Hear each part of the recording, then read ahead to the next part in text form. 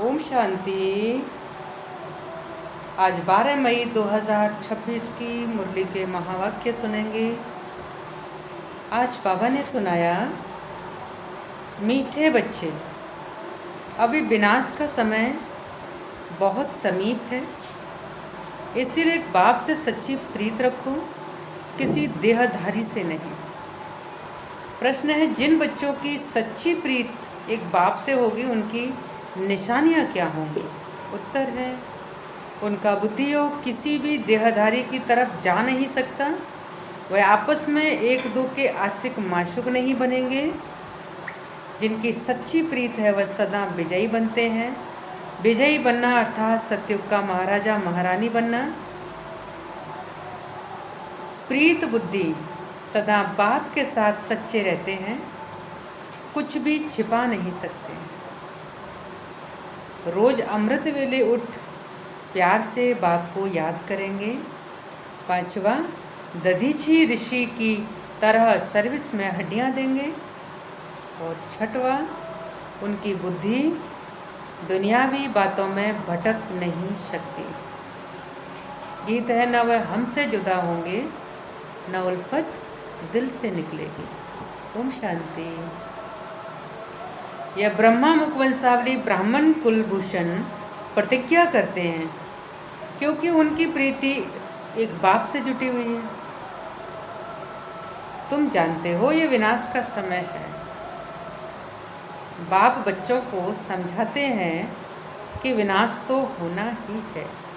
विनाश काले जिनकी प्रीत बाप के साथ होगी वही विजय पाएंगे, अर्थात सत्युग के मालिक बनेंगे। शिव बाबा ने समझाया है, विश्व का मालिक तो राजा भी बनते हैं तो प्रजा भी बनती है, परंतु पोजीशन में बहुत फर्क है। जितना बाप से प्रीत रखेंगे, याद में रहेंगे, उतना उच्च पद पाएंगे। बाबा ने समझाया है, बाप की याद से ही तुम्हारे विकर्मों का बोझा भस्म होगा। तुम लिख सकते हो कि विनाश काले विपरीत बुद्धि, और ये लिखने में कोई डर की बात नहीं है।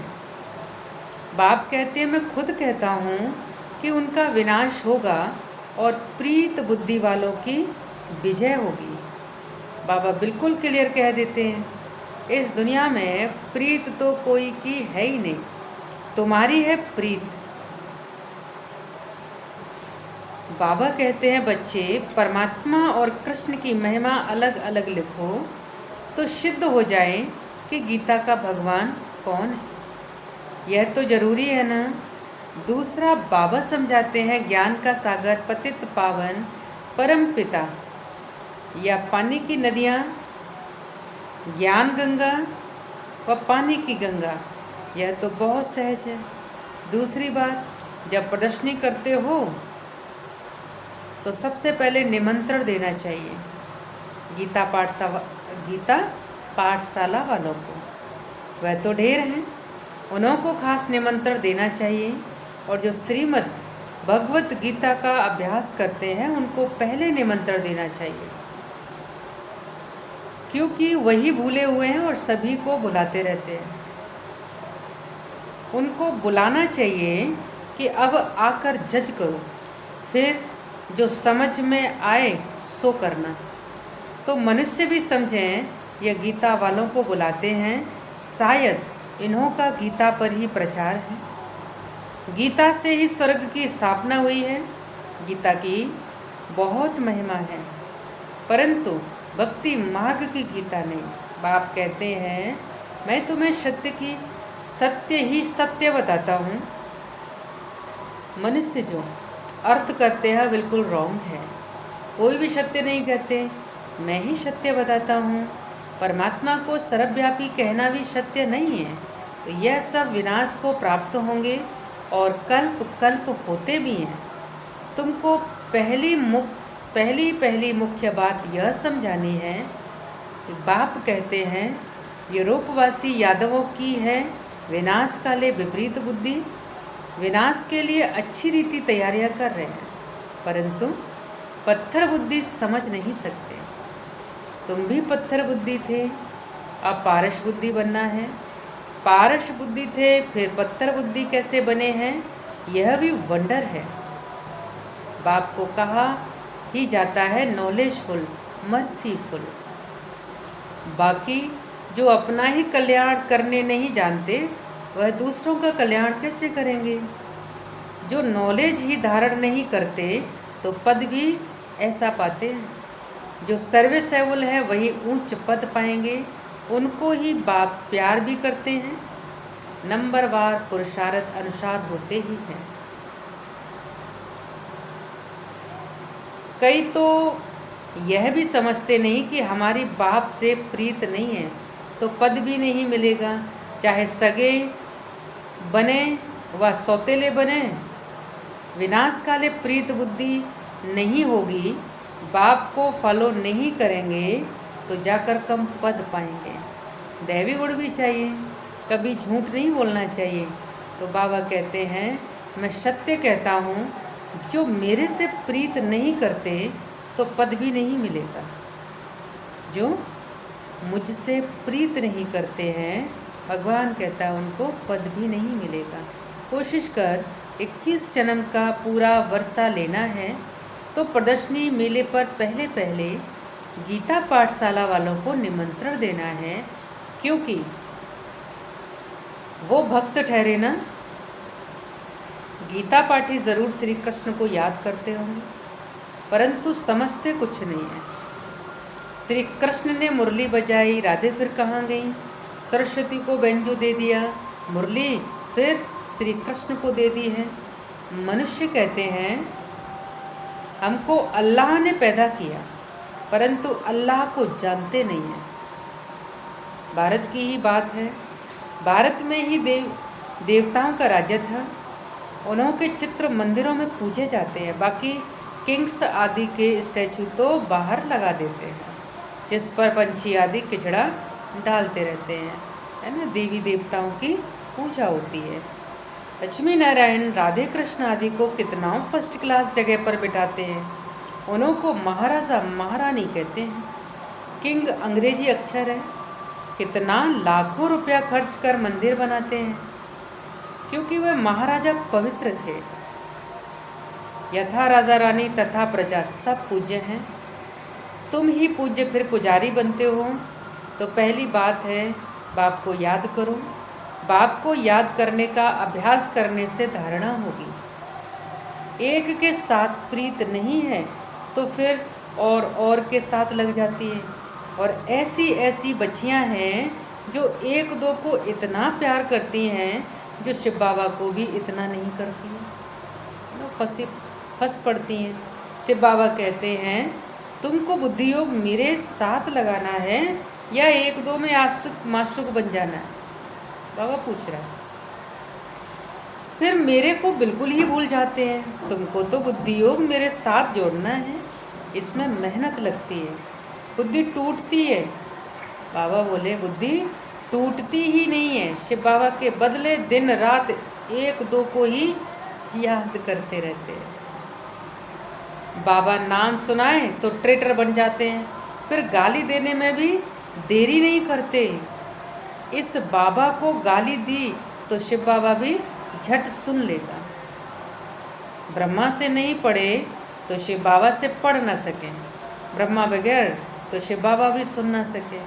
इसीलिए कहते हैं, साकार से जाकर पूछो। कई अच्छे अच्छे बच्चे हैं जो साकार को मानते ही नहीं, समझते हैं यह तो पुरुषार्थी है।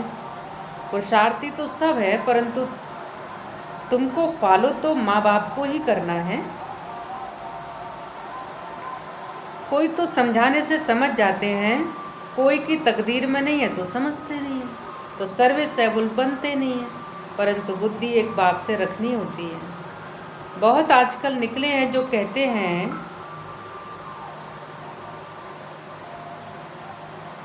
मेरे में से बाबा आते हैं। इसमें बड़ी संभाल चाहिए। माया की बहुत प्रवेशता होती है, जिनमें आगे श्री नारायण आदि आते थे, वह भी आज है नहीं। सिर्फ प्रवेशता से कुछ होता नहीं है। बाप कहते हैं, मामेकम याद करो, मुझे याद करो। बाकी मेरे में ये आता है, वह आता है, यह सब माया है। मेरी याद ही नहीं होगी तो प्राप्ति क्या होगी, है ना। जब तक बाप से सीधा योग नहीं रखेंगे तो पद कैसे पाएंगे, धारणा कैसे होगी। तो बाप कहते हैं तुम मामेकम याद करो, ब्रह्मा द्वारा ही मैं समझाता हूँ, ब्रह्मा द्वारा ही स्थापना हुई है, त्रिमूर्ति भी जरूर चाहिए। कोई तो ब्रह्मा का चित्र देख बिगड़ते हैं, कई फिर श्री कृष्ण के 84 जन्म देख बिगड़ते हैं, चित्र फाड़ भी डालते हैं। अरे यह तो बाप ने चित्र बनवाए हैं। तो बाप बच्चों को समझाते हैं भूलो मत, सिर्फ बाप को याद करते रहो, बांधेलियों को भी रड़ियाँ नहीं मारनी है, घर में बैठे बाप को याद करती रहो। बाबा कहता है दुखी नहीं होना है, घर बैठे बाबा को याद करते रहो। बांधेलियों को तो और ही ऊंच पद मिल सकता है। तुम बच्चों को ज्ञान देने वाला है ही एक ज्ञान सागर। स्पिरिचुअल नॉलेज एक बाप के सिवाय और कोई, स्पिरिचुअल नॉलेज एक बाप के सिवाय और कोई में है नहीं। ज्ञान का सागर एक परम पिता परमात्मा ही है, इसको ही लिबरेटर कहा जाता है, और इसमें डरने की क्या बात है। तो बाप बच्चों को समझाते हैं, बच्चों को फिर औरों को समझाना है। बाप कहते हैं मुझे याद करो तो सदगति को पाएंगे। सतयुग में है राम राज्य, कलयुग में नहीं है। सतयुग में तो एक ही राज्य है, और यह सब बातें तुम्हारे में भी नंबरवार है। जिनकी बुद्धि में धारण होती है, जिनको धारणा नहीं होती है, विनाश काले विपरीत बुद्धि कहेंगे, पद पा नहीं सकेंगे। विनाश तो सबका होना है, यह अक्षर कम है क्या। शिव बाबा कहते हैं विनाश काले प्रीत बुद्धि बनो, यह तुम्हारा अंतिम जन्म है। इसमें अगर तुम प्रीत नहीं रखते हो तो पद भी नहीं मिलेगा। सच्चे दिल पर साहेब राजी होता है, दधीची ऋषि मिसल सेवा में हड्डियां देनी है। कभी कोई पर ग्रहचारी बैठती है तो नशा ही उड़ जाता है। फिर अनेक प्रकार के तूफान आते रहते हैं। मुख से कहते हैं इससे तो लौकिक के पास चले जाएं, यहाँ तो कोई मज़ा नहीं है, वहाँ तो नाटक वायस्कोप आदि खूब है। जो इन बातों पर हिरे हुए हैं वह यहाँ ठहर न सके। ना बाबा कहता वो यहाँ नहीं ठहर पाएंगे, बड़ा मुश्किल है। हाँ, पुरुषार्थ से उच्च पद पा सकते हैं, खुशी में रहना चाहिए। बाबा खुद कहते हैं सुबह को उठकर नहीं बैठता हूँ तो मज़ा नहीं आता, लेटे रहने से कभी कभी झुटका आ जाता है, उठकर बैठने से अच्छी पॉइंट्स निकलती हैं, बड़ा मज़ा आता है। अभी बाकी थोड़े दिन हैं, हम विश्व की बादशाही ले रहे हैं बाप से। या बैठ याद करें तो भी खुशी का पारा चढ़े। सुबह को चिंतन चलता है तो दिन को भी खुशी रहती है। अगर खुशी नहीं रहती तो जरूर बाप से प्रीत बुद्धि नहीं है। अमृत वेले एकांत अच्छी होती है, जितना बाप को याद करेंगे उतना खुशी का पारा चढ़ेगा। इस पढ़ाई में ग्रहचारी बैठती है क्योंकि बाप को भूलते हैं। बाप से वर्षा लेना है तो मनसा वाचा कर्मणा सर्विस करनी है। इस सर्विस में ही यह अंतिम जन्म व्यतीत करना है। अगर और दुनियावी बातों में लग गए तो फिर ये सर्विस कब करेंगे, और कल कल करते मर जाएंगे। बाप आई है स्वर्ग में ले जाने के लिए। यहाँ तो लड़ाई में कितने मरते हैं, कितनों को दुख होता होगा, वहाँ तो लड़ाई आदि होगी ही नहीं, है ना। यह सब पिछाड़ी के हैं, सब खत्म होने हैं। निधन के ऐसे मरेंगे, धनी के जो होंगे वह राज्य भाग्य पाएंगे। प्रदर्शनी में भी समझाना है कि हम अपनी कमाई से, अपने ही तन मन धन से अपना राज्य स्थापन कर रहे हैं। हम भीख नहीं मांगते हैं, जरूरत ही नहीं है। ढेर भाई बहन इकट्ठे होकर राजधानी स्थापन करते हैं। तुम करोड़ इकट्ठा कर अपना विनाश करते हो, हम पाई पाई इकट्ठा कर विश्व का मालिक बनते हैं। कितनी वंडरफुल बात है।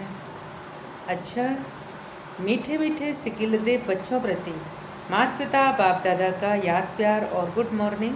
रूहानी बाप की रूहानी बच्चों को नमस्ते। हम रूहानी बच्चों की रूहानी बाप दादा को याद, प्यार और गुड मॉर्निंग। नमस्ते नमस्ते नमस्ते। शुक्रिया बाबा, शुक्रिया। धारणा के लिए मुख्य सार है, अमृत वेले एकांत में बैठ बाप को प्यार से याद करना है। दुनियावी बातों को छोड़ ईश्वरी सेवा में लग जाना है। बाप से सच्ची दिल रखनी है, आपस में एक दो के आशिक माशुक नहीं बनना है। प्रीत एक बाप से जोड़नी है, देहधारियों से नहीं। वरदान है, सर्व शक्तियों की संपत्ति से संपन्न बन, दाता बनने वाले विधाता वरदाता भव। स्पष्टीकरण किया बाबा ने, जो बच्चे सर्व शक्तियों के संपत्तिवान हैं वही संपन्न और संपूर्ण स्थिति के समीपता का अनुभव करते हैं। उनमें कोई भी भक्तपन के व भिखारीपन के संस्कार इमर्ज नहीं होते।